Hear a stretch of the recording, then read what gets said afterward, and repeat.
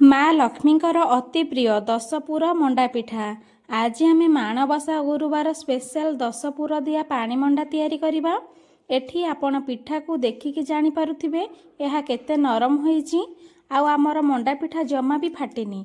एमिति परफेक्ट मंडा पिठा बनेबा पई वीडियो को प्रथम रु शेष पर्यंत देखंतु।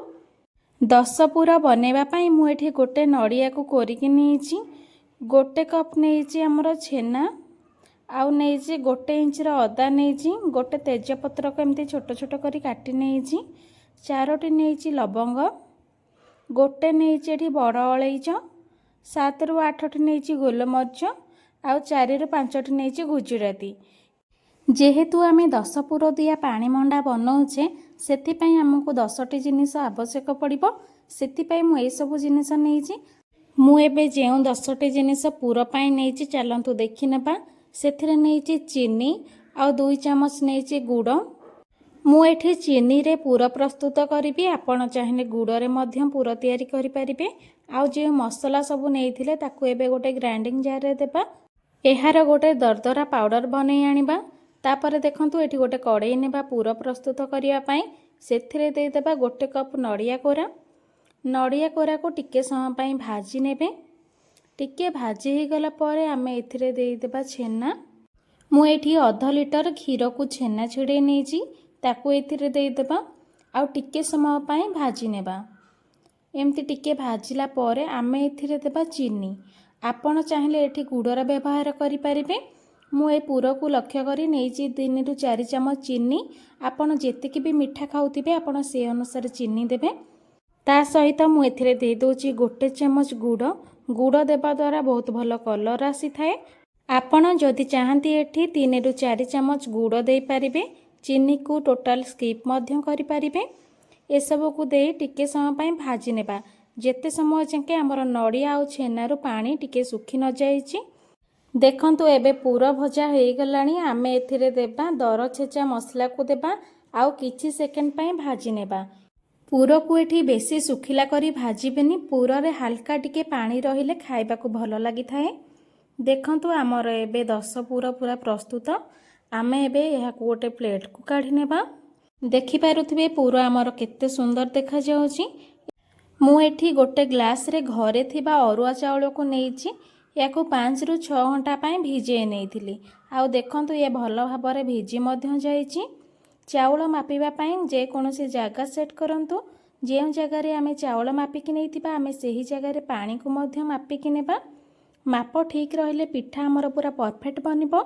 एबे गोटे ग्राइंडिंग जार नेबा आउ एथिरे चाउल को भल भाबरे धोईकी देबा। चाउल को बाटिबा पई आमे जेउ ग्लास रे चाउल मापिकी नेइथिले सेही ग्लास रे मु आधा ग्लास पानी दउची। ए पानी को अल्प अल्प करी चाउल रे दे चिकन करके बाटी आनिबा। देखंतु आधा ग्लास पानी को अल्प अल्प दे केमती चिकन करी बाटी आनिची। एबे चाउल बटा हमर पूरा रेडी हो गलानी। आमे एबे गोटे कड़ाई नेबा। कड़ाई रे दे देबा 1.5 ग्लास पानी। आमे चाउल बाटिला बेले आधा ग्लास पानी व्यवहार करथिले तो मते एठी टोटाल 2 ग्लास पानी लागिला गोटे ग्लास चाउल पाई। एबे पानी रे देबा स्वाद अनुसार लूण आउ एथिरे दे देइची 2टी तेजपत्र। तापरे एठी देबा 2 बड़ चामच देची चीनी। एमिति चीनी आउ लूण देबा द्वारा जंतणी आउ फिका फिका लागिबने, टेस्ट भलो आसीबो।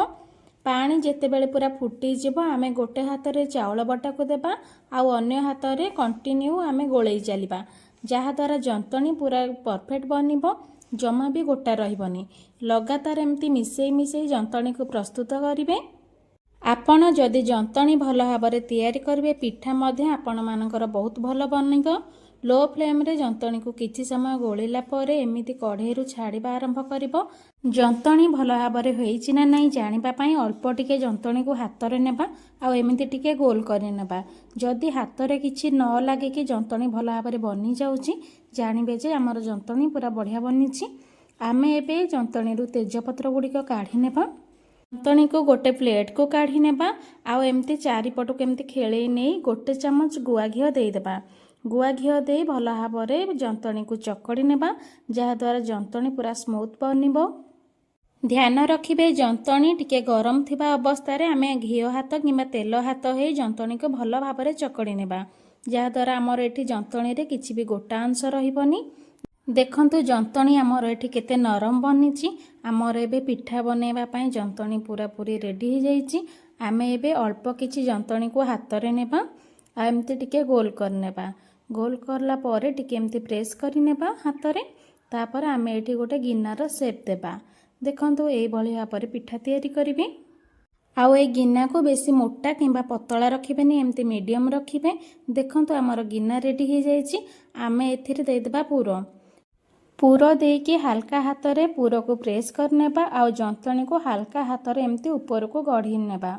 ଦେଖନ୍ତୁ ଏଇଭଳି ଭାବରେ ଏମିତି ଟିକେ ଟିକେ ଉପରକୁ ଉଠେଇ ନେବେ ଆଉ ତା ଉପରେ ଯେଉଁ ଏମିତି ବଳକା ଜନ୍ତଣୀ ଟିକେ ରହିବ ତାକୁ ଏମିତି କାଢ଼ି ନେବା। ଆଉ ଟିକେ ପାଣି ହାତ ହେଇକି ପିଠାକୁ ଚାରିପଟୁ ସମାନ କରିନେବା। ଏମିତି ପିଠା ବନେଇବା ଯେମିତି ଗୋଟେ ପଟୁ ମୋଟା କିମ୍ବା ପତଳା ଲାଗିବନି, ଚାରିପଟୁ ପୁରା ସମାନ ଲାଗିବ। ଚେଷ୍ଟା କରିବେ ପିଠାକୁ ସମାନ ଭାବେ ବନେଇବା ପାଇଁ। ଆପଣ ଚାହିଁଲେ ପିଠାର ଆକୃତି ଛୋଟ କିମ୍ବା ବଡ଼ ମଧ୍ୟ କରିପାରିବେ। ଆମେ ଏଇଭଳି ଭାବେ ସବୁ ପିଠାକୁ ଗଢ଼ି ନେବା। ତାପରେ ଦେଖନ୍ତୁ ଏଠି ଗୋଟେ କଡ଼େଇ ନେଇଛି, କଡ଼େଇରେ ଦେଇଦେଇଛି 4ରୁ 5 ଗ୍ଲାସ୍ ପାଣି। ପାଣିକୁ ହାଇ ଫ୍ଲେମ୍ରେ ଫୁଟିବା ପାଇଁ ଦେବା। ପାଣି ଯେତେବେଳେ ଭଲ ଭାବରେ ଫୁଟିଯିବ ଆମେ ଗଢ଼ି ରଖିଥିବା ମଣ୍ଡା ପିଠାକୁ ଗୋଟେ ଗୋଟେ କରିକି ଦେବା। ପାଣି ଯଦି ଭଲ ଭାବରେ ଫୁଟି ନଥିବ ମଣ୍ଡା ପିଠା ପକାଇଲେ ତାହା ଫାଟିଯିବ। ତେଣୁ ପାଣି ଫୁଟିଲେ ମଣ୍ଡା ପିଠାକୁ ପକାଇବେ। ବହୁତ ଗୁଡ଼ିଏ ଏକା ସାଙ୍ଗରେ ମଣ୍ଡା ପିଠା ପକାଇବେନି, ଏମିତି ଅଳ୍ପ ଅଳ୍ପ କରିକି ପକାଇବେ। ଆଉ ଫ୍ଲେମ୍କୁ ମିଡ଼ିୟମ୍ ଟୁ ହାଇରେ ରଖିକି 5ରୁ 6 ମିନିଟ୍ ପାଇଁ ଫୁଟିବା ପାଇଁ ଦେବା। ଆଉ ଦେଖନ୍ତୁ 5ରୁ 6 ମିନିଟ୍ ହେଇଯାଇଛି। ପିଠା ମଧ୍ୟ ଆମ ଭଲ ଭାବରେ ସିଝି ଯାଇଛି। ଏବେ ଆମେ ପିଠା ଗୁଡ଼ିକ ଛାଣି ଆଣିବା। ଦେଖନ୍ତୁ ଏଠି ଆମର ମଣ୍ଡା ପିଠା ଗୋଟେ ବି ଫାଟିନି, ପୁରା ଏମିତି ଗୋଟା ଗୋଟା ହୋଇ ରହିଛି। ଏହି ମଣ୍ଡା ପିଠାକୁ ଦେଖିକି ଆପଣମାନେ ଜାଣିପାରୁଥିବେ ଯେ କେତେ ନରମ ବନିଛି। ମୁଁ ଏଠି ପାଣିରେ ଛାଣିକି ମଣ୍ଡା ପିଠା ବନେଇଲି। ଆପଣ ଚାହିଁଲେ ଷ୍ଟିମ୍ ଦେଇ ମଧ୍ୟ ପିଠା ବନେଇ ପାରିବେ।